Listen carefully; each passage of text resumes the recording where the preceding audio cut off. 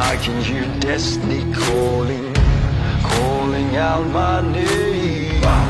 Failure and dreams both offering.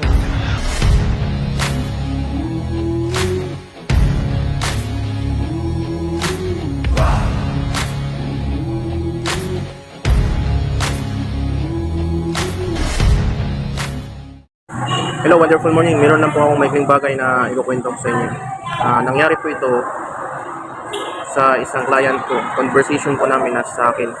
Kasi po, almost 2 years na po akong nag-offer sa kanya ng green barley. At ngayon lang niya tinanggap. Sabi pa nga niya sa akin, grabe daw pala ang green barley kahit isang inom pa lang.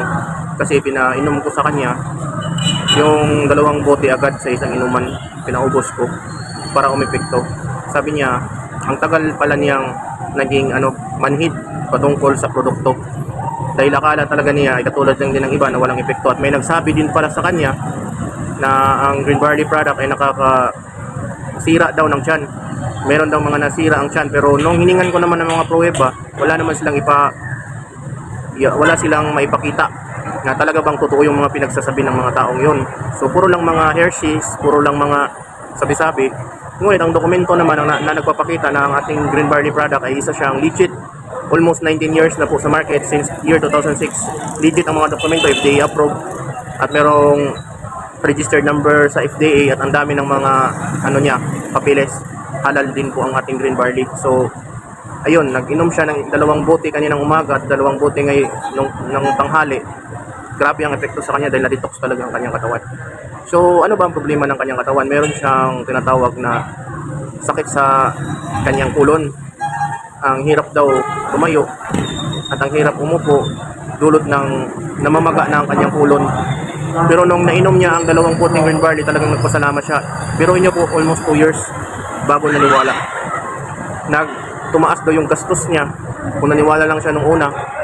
So, sabi ko sa mga tao, mayroon talagang right time. So, ang pagtanggi ng ating mga client ay hindi ibig sabihin na never na yan na magtatry ng produkto. Kasi ang sa akin lang naman ay ang green barley po ay tunay na nakakatulong sa ating katawan dahil mismo ako, hindi ako naging dealer kung hindi ito nagkatulong sa aking katawan. So, ang ganda po ng produkto na green barley, kaya subukan nyo po. Sa mga nagdadalawang isip at nagsabi na nagtry na daw sila at hindi naman tumalab, baka nagtry lang kayo ng maliit, isang inuman lang or 2 inuman. Yung sakit nyo or yung nararamdaman nyo, ilang years yan nag-compound sa yung katawan tapos hindi naman yung mawawala ng isang inuman.